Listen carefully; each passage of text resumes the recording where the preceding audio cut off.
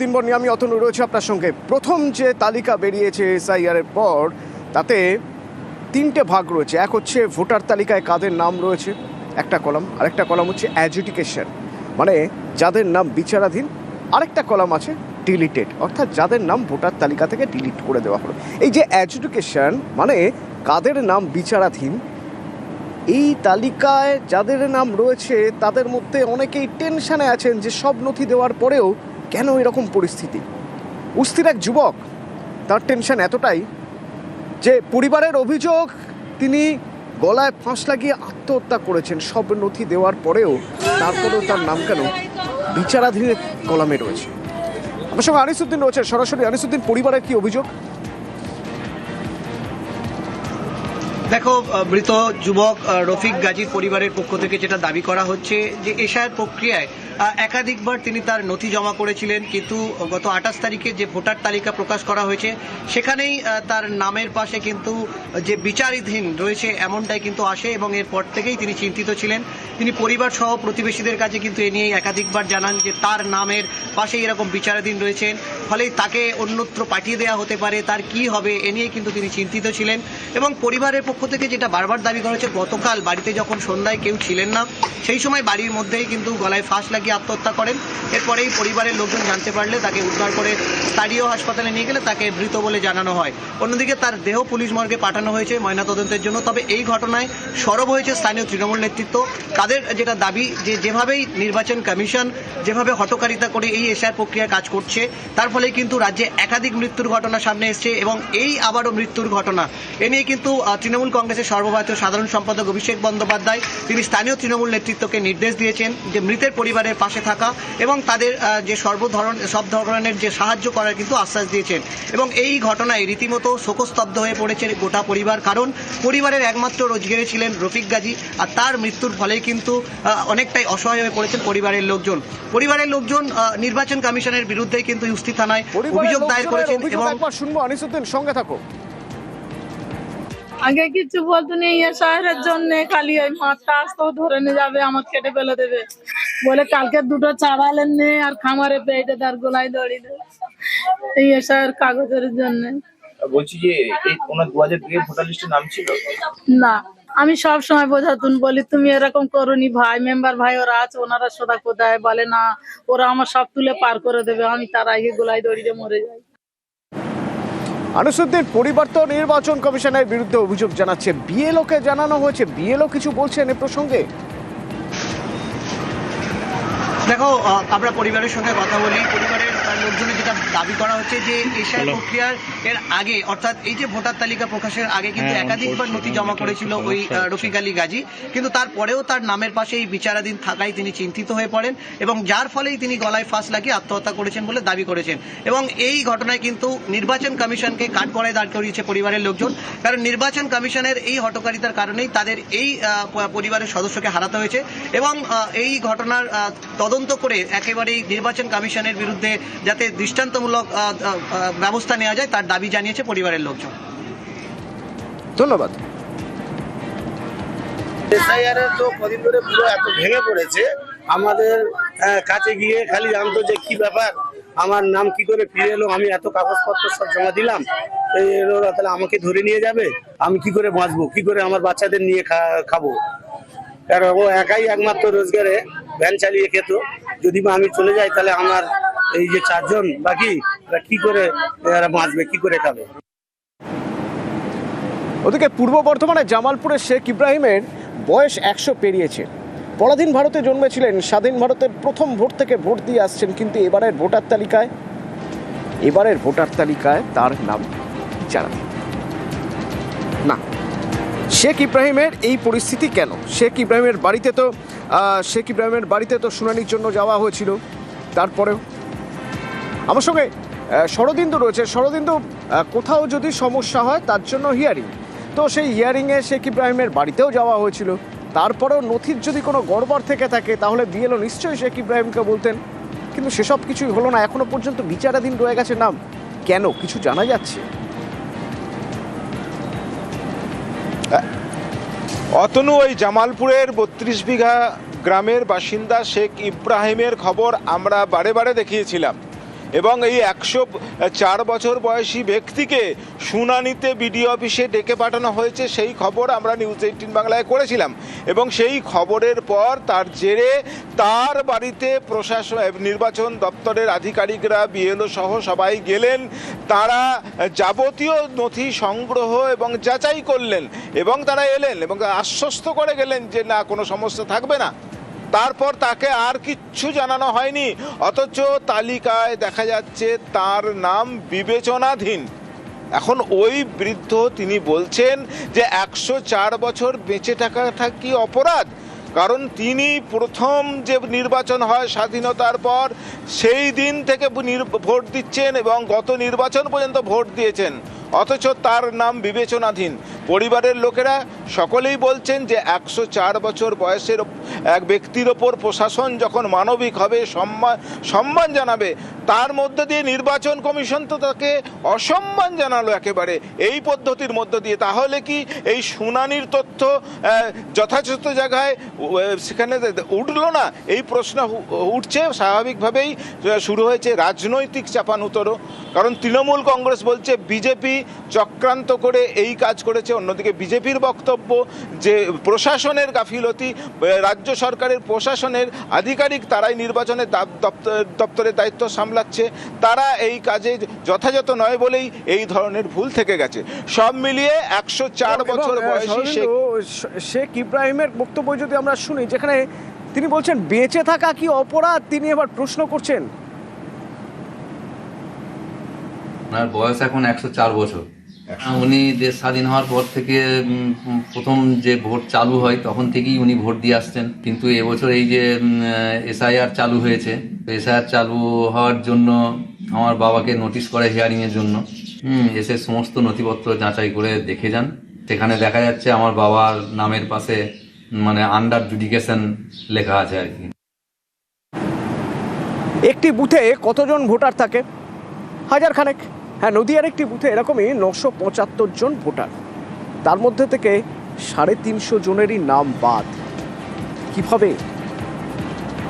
সমীর রয়েছে সরাসরি আমার সঙ্গে, সমীর। রঞ্জিত রয়েছে আমার সঙ্গে। রঞ্জিত, 975 জনের মধ্যে থেকে 350 জনেরই নাম বাদ।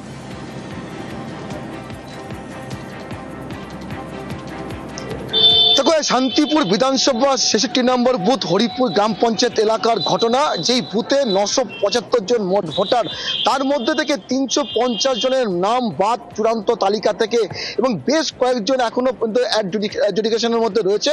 কিন্তু যেটা অভিযোগ উঠছে যে এখানকার যারা ভোটার রয়েছে, তারা ভোটাররা রীতিমতো ক্ষিপ্ত রয়েছে, তারা আতঙ্কের মধ্যে রয়েছে যে একটা গ্রামের, একটা পাড়ার যে বুথ রয়েছে, সেখানকার 350 জন নতুন পুরনো ভোটার মিলিয়ে বাদ। আমি নতুন পুরনো ভোটার এই কারণেই বলছি, যারা 18 থেকে 24 বছর বয়সের মধ্যে রয়েছে তাদের যেমন নাম বাদ গিয়েছে, পাশাপাশি যারা পুরনো ভোটার তাদের নামও বাদ গিয়েছে। তবে এখানকার যিনি বিএলও রয়েছেন, তার যেটা দাবি, তার যেটা অভিযোগ রয়েছে যে প্রায় 550 জনকে এসআইআর শুনানিতে ডাকা হয়েছিল এই বুথেরই, কিন্তু তারা নির্বাচন কমিশনের যে নথি, সেই যে 11টি নথি ছিল, সেই নথি তারা দেখাতে পারেননি, যার জন্য তাদের নাম বাদ গিয়েছে। এবং বেশ কিছু নাম তাদের যেমন ম্যাপিং করা হয়নি, ম্যাপিং এর মধ্যে আসেনি, তাদের নাম বাদ গিয়েছে। মোট 350 জন ভোটারের নাম বাদ গিয়েছে এলাকার এই বুথের। জানিয়ে এলাকার মানুষ কিন্তু ক্ষিপ্ত রয়েছে, তারা আইনি সহায়তার কথা ভাবছে। যদিও বিএলও বারবার দাবি করছে তাদের যে প্রামাণ্য নথি, সেই নথি জমা দেওয়ার কথা ছিল তারা দিতে পারেনি। এমনকি যে ফর্ম ফিল আপ করেছে, সেই ফর্মের মধ্যে তাদের যে তথ্য দেওয়ার কথা সেটাও পুরোপুরি ছিল না, যার জন্য এখানকার 550 জনের বেশি ভোটারের তাদের শুনানি হয়। কিন্তু ফাইনাল তালিকাটা, চূড়ান্ত তালিকায় দেখা যায় যে 350 জনের নাম বাদ গিয়েছে এবং বেশ কয়েকজনকে এখনো পর্যন্ত বিচারাধীন অবস্থায় রয়েছে। এলাকার মানুষ কিন্তু কার্যত আতঙ্কের মধ্যে রয়েছে। ধন্যবাদ। 350 জন মতন মানুষের ভোট বাদ গেছে। যে আমার পাসপোর্ট থাকাকালীন এবং ভারতবর্ষের যত ধরনের প্রমাণপত্রই তো আমার রয়েছে, যদি আমার বাবা বাংলাদেশীয়, এখানে জন্মেছি, আমার সমস্ত প্রমাণপত্র A to Z আমার এখানকারই রয়েছে।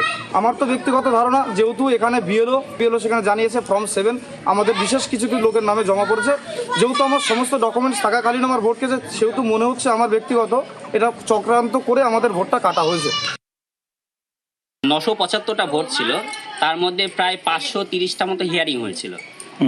এবং সেক্ষেত্রে দেখা গেছে 311খানা ফর্ম যারা কোনো রকম কোনো লিঙ্কেজ দেখাতে পারেনি। আমাদের ইলেকশন কমিশন থেকে বা বিডিও অফিস থেকে এখনও পর্যন্ত কোনো নির্দেশ পাইনি এটা কিভাবে সলভ করা যাবে। 2-4 দিনের মধ্যে যদি কোনো সেরকম নির্দেশ পাই সেটা অবশ্যই আমি গ্রামবাসীদের জানাবো। ভোটার তালিকার স্পেশাল ইন্টেন্সিভ রিভিশন, যার ফলে বেশ কিছু নাম বাদ গেছে, আবার কিছু নাম যোগ্য হয়েছে। এর মধ্যে সংখ্যালঘুদের নাম বাদ গিয়েছে এবং সেই সংখ্যালঘুদের নাম বাদ যাওয়ায় বিজেপির সুবিধা হবে ভোট বাক্সে, এরকম যদি কেউ মনে করে থাকেন তাহলে বলতে হবে পরিসংখ্যান কিন্তু তা বলছে না। এসআইআর এর পর প্রথম ভোটার তালিকা 28 ফেব্রুয়ারি প্রথম তালিকা প্রকাশ করে নির্বাচন কমিশন। পরিসংখ্যান অনুযায়ী 21 বিধানসভা ভোটে বিজেপি যে সব আসন জিতেছিল অনেক জায়গায় সেই জয়ের মার্জিনকে ছাপিয়ে গেছে নাম বাদ এবং বিচারাধীন ভোটারের যোগফল। 21 বিধানসভা ভোটে বিজেপির আসন ছিল 77, এর মধ্যে বেশ কয়েকটি আসনে দলবদল হয়। আলিপুরদুয়ারের সুমন কাঞ্জিলাল, রায়গঞ্জের কৃষ্ণ কল্যাণী, কার্শিয়াংয়ের বিষ্ণুপ্রসাদ শর্মা, বিষ্ণুপুরের তন্ময় ঘোষ, কতুলপুরের হরকালী প্রতিহার, হলদিয়ার তাপসী মণ্ডল। দলবদল এবং উপনির্বাচনের পর এখন বিজেপির বিধায়কের সংখ্যা 64। 21 বিধানসভা ভোটে 64টি আসন মিলিয়ে বিজেপির জয়ের মার্জিন ছিল 9,50,054। এসআইআর এর পর এই 64টি আসনে নাম বাদের সংখ্যা 10,84,608, বিচারাধীন 4,66,182। অর্থাৎ বিজেপির জয়ের মার্জিনকে ছাপিয়ে গেছে নাম বাদ এবং বিচারাধীনের যোগফল। যেমন হয়েছে উত্তর 24 পরগনা এবং নদিয়ায়। এই দুই জেলার বেশ কিছু আসনে মতুয়া ভোট বড় ফ্যাক্টর, যে ভোট বিজেপির বড় ভরসা। পরিসংখ্যান অনুযায়ী নদিয়ার রানাঘাট উত্তর পশ্চিম বিধানসভা আসনে 21 বিজেপির জয়ের মার্জিন ছিল 23,128 ভোট। সেখানে বাদ গেছে 22,499 জনের নাম, বিচারাধীন 15,041। রানাঘাট উত্তর পূর্বে বিজেপি জেতে 31,782 ভোটে, যেখানে 8,322 জন ভোটারের নাম বাদ, বিচারাধীন 22,694। রানাঘাট দক্ষিণে বিজেপি জেতে 16,515 ভোটে, সেখানে উপনির্বাচনে জেতে তৃণমূল 39,048 ভোটে। সেই রানাঘাট দক্ষিণে 23,031 জনের নাম বাদ, বিচারাধীন 19,478। উত্তর 24 পরগনার বাগদায় বিজেপি জেতে 9,792 ভোটে, সেখানে উপনির্বাচনে তৃণমূল জেতে 33,455 ভোটে। সেই আসনে 40,225 জনের নাম বাদ, বিচারাধীন 13,459। বনগাঁ উত্তরে বিজেপির জয়ের মার্জিন ছিল 44,988। এই আসনে 33,979 জনের নাম বাদ, বিচারাধীন 12,296। বনগাঁ দক্ষিণে বিজেপির জয়ের মার্জিন ছিল 2004। এই আসনে 25,464 জনের নাম বাদ, বিচারাধীন 13,447। গাইঘাটায় বিজেপির জয়ের মার্জিন ছিল 9,578। সেখানে 23,425 জন ভোটারের নাম বাদ গেছে, বিচারাধীন 22,278। 58 জনের ভোট বাদ দিয়েছে, সবই হিন্দু। হ্যাঁ, আমাদের এই বুথে সবই হিন্দু। সবাই সরকার তো বলেছিল যে হিন্দু কোনো হিন্দুর ভোট কাটা যাবে না। আমরা চাচ্ছি যে আমরা নাগরিকত্ব হবো, আমরা তো সরকার গঠন করেছি, আমাদের ভোট দিই। যে তর্ক দিল, যে ভোট নিল, সেই আবার বাদ দিয়ে দিল। ভারত সরকার বলেছিল যে যারা হিন্দু তাদের কোনো কিছু হবে না। বাংলাদেশ থেকে যারা এসেছিল শরণার্থী, আমি হিন্দু, আমার তাকে কেটে গেছে। এখন আমার এইটাই অভিযোগ। 2021 বিজেপির জেতা এই আসনগুলিতে সংখ্যালঘু ভোট ফ্যাক্টর ছিল না, এবারও নেই। সুতরাং বাদ যাওয়া এবং বিচারাধীনদের অধিকাংশই হিন্দু এবং বিজেপির ভোট ব্যাংক হওয়ার সম্ভাবনাই বেশি। এই পরিসংখ্যান ঠিক থাকলে এসআইআর বুমেরাং হতেই পারে গেরুয়া শিবিরের কাছে। নিউজ 18 বাংলা। নিউজ ফ্ল্যাশ নিবেদন করছে সাফেদ ডিটারজেন্ট পাউডার। সাফেদ 500 গ্রাম মাত্র 37 টাকায়। अक्कड़ बक्कड़ बम्बे बो। বাড়িতে কোন টিএমটি লাগিয়েছো? মাইথন স্টিল। তোমার উপর ট্রাস্ট করতে পারি। ওকে। স্ট্রং মানে মাইথন স্টিল।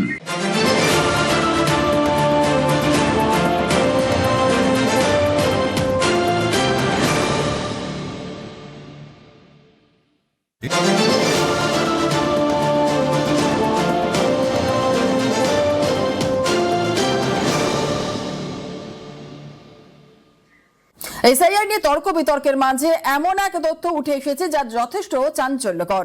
সংখ্যালঘু নাম বাদ দিয়ে গেরুয়া শিবির লাভবান হবে বলে যারা মনে করছেন, সেই চিন্তা ধাক্কা খেতেই পারে এই পরিসংখ্যানে। এসআইআর এর পর প্রথম ভোটার তালিকা 28 ফেব্রুয়ারি প্রথম তালিকা প্রকাশ করে নির্বাচন কমিশন।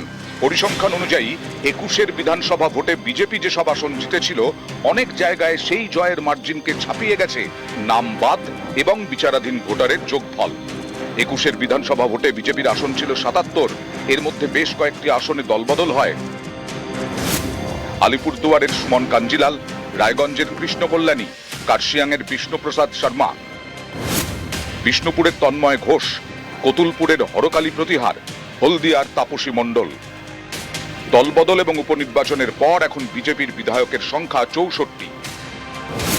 21-এর বিধানসভা ভোটে 64টি আসন মিলিয়ে বিজেপির জয়ের মার্জিন ছিল 9,50,054। এসআইআর এর পর এই 64টি আসনে নাম বাদের সংখ্যা 10,84,608, বিচারাধীন 4,66,182। অর্থাৎ বিজেপির জয়ের মার্জিনকে ছাপিয়ে গেছে নাম বাদ এবং বিচারাধীনের যোগফল। যেমন হয়েছে উত্তর 24 পরগনা এবং নদিয়ায়। এই দুই জেলার বেশ কিছু আসনে মতুয়া ভোট বড় ফ্যাক্টর, যে ভোট বিজেপির বড় ভরসা। পরিসংখ্যান অনুযায়ী নদিয়ার রানাঘাট উত্তর পশ্চিম বিধানসভা আসনে 21-এ বিজেপির জয়ের মার্জিন ছিল 23,128 ভোট। সেখানে বাদ গেছে 22,499 জনের নাম, বিচারাধীন 15,041। রানাঘাট উত্তর পূর্বে বিজেপি জেতে 31,782 ভোটে, যেখানে 8,322 জন ভোটারের নাম বাদ, বিচারাধীন 22,694। রানাঘাট দক্ষিণে বিজেপি জেতে 16,515 ভোটে, সেখানে উপনির্বাচনে জেতে তৃণমূল 39,048 ভোটে। সেই রানাঘাট দক্ষিণে 23,031 জনের নাম বাদ, বিচারাধীন 19,478। উত্তর 24 পরগনার বাগদায় বিজেপি জেতে 9,792 ভোটে, সেখানে উপনির্বাচনে তৃণমূল জেতে 33,455 ভোটে। সেই আসনে 40,225 জনের নাম বাদ, বিচারাধীন 13,459। বনগাঁ উত্তরে বিজেপির জয়ের মার্জিন ছিল 44,988, এই আসনে 33,979 জনের নাম বাদ, বিচারাধীন 12,296। বনগাঁ দক্ষিণে বিজেপির জয়ের মার্জিন ছিল 2004, এই আসনে 25,464 জনের নাম বাদ, বিচারাধীন 13,447। গাইঘাটায় বিজেপির জয়ের মার্জিন ছিল 9,578, সেখানে 23,425 জন ভোটারের নাম বাদ গেছে, বিচারাধীন 22,278। 58 জনের ভোট বাদ দিয়েছে, সবই হিন্দু। আমাদের এই বুথে সবই হিন্দু সবাই। সরকার তো বলেছিল যে হিন্দু কোনো হিন্দুর ভোট কাটা যাবে না। আমরা চাচ্ছি যে আমরা নাগরিকত্ব হবো, আমরা তো সরকার গঠন করেছি, আমাদের ভোট দিই। যে তর্ক দিলে, যে ভোট দিলে সেই আবার বাদ দিয়ে দিল। ভারত সরকার বলেছিল যে যারা হিন্দু তাদের কোনো কিছু হবে না। বাংলাদেশ থেকে যারা এসেছিল শরণার্থী, আমি হিন্দু, আমার তাকে কেটে গেছে। এখন আমার এইটাই অভিযোগ। 2021-এ বিজেপির জেতা এই আসনগুলিতে সংখ্যালঘু ভোট ফ্যাক্টর ছিল না, এবারও নেই। সুতরাং বাদ যাওয়া এবং বিচারাধীনদের অধিকাংশই হিন্দু এবং বিজেপির ভোট ব্যাংক হওয়ার সম্ভাবনাই বেশি। এই পরিসংখ্যান ঠিক থাকলে এসআইআর বুমেরাং হতেই পারে গেরুয়া শিবিরের কাছে। নিউজ 18 বাংলা। দীর্ঘ লড়াই করে পাওয়া ভোটাধিকার কেড়ে নিল এসআইআর। নদিয়ার কল্যাণী বিধানসভা এলাকায় চাঞ্চল্যকর অভিযোগ, একই পরিবারের 15 জনের নাম বাদ।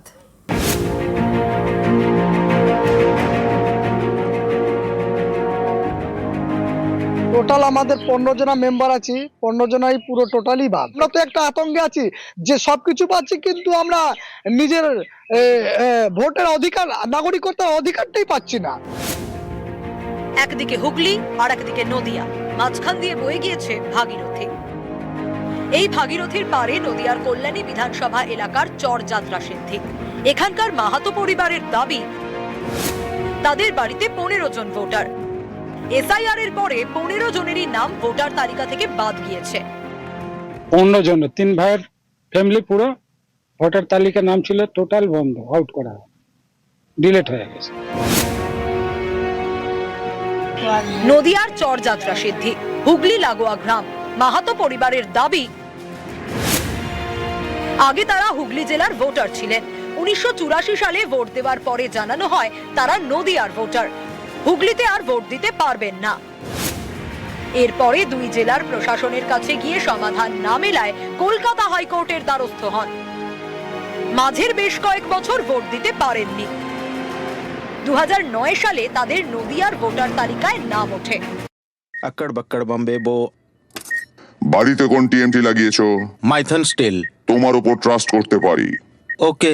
স্ট্রং মানে মাইথন স্টিল। নিউজ ফ্ল্যাশ নিবেদন করছে সাফেদ ডিটারজেন্ট পাউডার।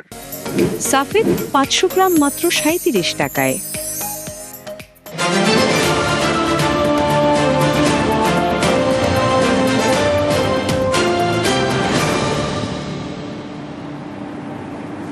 ভোট ঘোষণার আগেই রাজ্যে কেন্দ্রীয় বাহিনী, কলকাতায় কেন্দ্রীয় বাহিনীর রুট মার্চ, একবার সেই ছবি দেখে নেওয়া যাক। কলকাতায় প্রথম দফায় 12 কোম্পানি, লেক রোড বউবাজারে বাহিনীর রুট মার্চ। তার পাশাপাশি সল্টলেকেও আজ কেন্দ্রীয় বাহিনীর রুট মার্চ।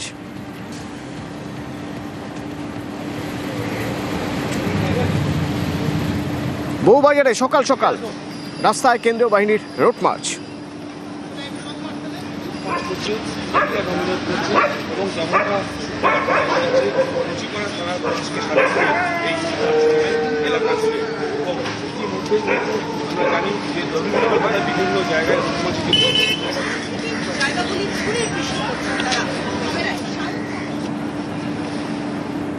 এখনো পর্যন্ত ভোট ঘোষণা হয়নি, তবে তার আগেই শহর কলকাতার বিভিন্ন অংশে কেন্দ্রীয় বাহিনীর জওয়ানদের বর্তমানে রুট মার্চ করানো হচ্ছে।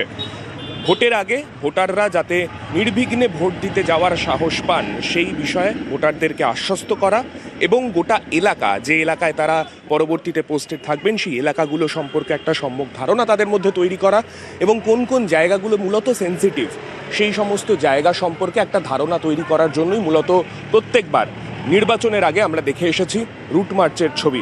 এবছরও তার ব্যতিক্রম নয়, তবে ভোট ঘোষণার আগেই কেন্দ্রীয় বাহিনী শহর কলকাতায় পৌঁছে যাওয়ার পরে এইভাবেই রুট মার্চ চলছে শহরের বিভিন্ন জায়গায়। এরিয়া ডমিনেশনের যে প্রসেস, সেই এরিয়া ডমিনেশনের প্রসেস তারা সারছেন। এইভাবেই নির্বাচনের আগে কেন্দ্রীয় বাহিনীর আধিকারিকরা তারা তাদের যে প্রক্রিয়া, সেই প্রক্রিয়ার মধ্যেই কিন্তু প্রবেশ করলেন, সেটা বলাই যায়। ক্যামেরায় মনোজ কুমারের সঙ্গে সান্নিক ঘোষ, নিউজ 18 বাংলা, কলকাতা। পূর্ব কলকাতার জলাভূমিতে দেদার বেআইনি নির্মাণ। পরিবেশবিদরা মনে করছেন অল্প সময়ে লাভের আশায় বড় ক্ষতি হয়ে যাচ্ছে। প্রমোটাররাই সব ওয়েটল্যান্ডসগুলো নিয়ে short term games with the long term loss, যে মনিটাইজ করতে হবে, মনিটাইজ প্রপার্টি। কলকাতার কিডনি, পূর্ব কলকাতার জলাভূমি। মহানগরের নোংরা জল প্রাকৃতিকভাবে পরিশোধন করে। এইরকম গুরুত্বপূর্ণ জলাভূমি ধ্বংস হয়ে যাচ্ছে। জলাভূমি বুঝিয়ে ব্যাঙের ছাতার মতো গজিয়ে উঠছে দেদার বেআইনি নির্মাণ। তেমনি দুটি গোডাউনে গত 25শে জানুয়ারি গভীর রাতে আগুন লাগে। উঠতে শুরু করে একের পর এক প্রশ্ন। স্থানীয়দের দাবি, নাজিরাবাদে জলাভূমি বুঝিয়ে দেদার নির্মাণ হয়েছে। এদিকেও জলাভূমি ছিল? এই তো, হ্যাঁ, পুরো হ্যাঁ, এই যে কারখানা, হ্যাঁ, সব জলা তো ভেড়ি ছিল, জলা তারপর আস্তে আস্তে সব তুলে দেওয়া, সব এখন ভরাট হয়ে। বিশেষজ্ঞদের মতে এই পরিস্থিতি চলতে থাকলে পূর্ব কলকাতার জলাভূমির বাস্তুতন্ত্র নষ্ট হয়ে যাবে। কলকাতার বর্জ্য জল আর পরিশোধন করা যাবে না। প্রচুর কার্বন এবং মিথেন গ্যাস বেরোবে। কলকাতার গরম আরো বাড়বে। এটা অনেক লেট হয়ে গেছে। এটা নজর আরো 10 থেকে 15 বছর আগে দিলে হয়তো কোনো থাকতো, কোনো রেলিভেন্স থাকতো। এখন is already very very late. 1985 সাল নরেন্দ্রপুরের নাজিরাবাদে তখন বিস্তীর্ণ জলাভূমি। ধীরে ধীরে ছবিটা বদলাতে শুরু করে। যত দিন গিয়েছে ততই জলাভূমি বুঝিয়ে তৈরি করা হয়েছে বেআইনি নির্মাণ। প্রমোটাররাই সব ওয়েটল্যান্ডসগুলো নিয়ে short term games with the long term loss, যে মনিটাইজ করতে হবে, monetize property. Justice Umesh Banerjee কবে জাজমেন্ট দিয়েছেন? 1992। কিন্তু কে মানছে? ইন স্পাইট অফ দ্যাট ওয়েটল্যান্ডসগুলো ইনক্রোচড হচ্ছে।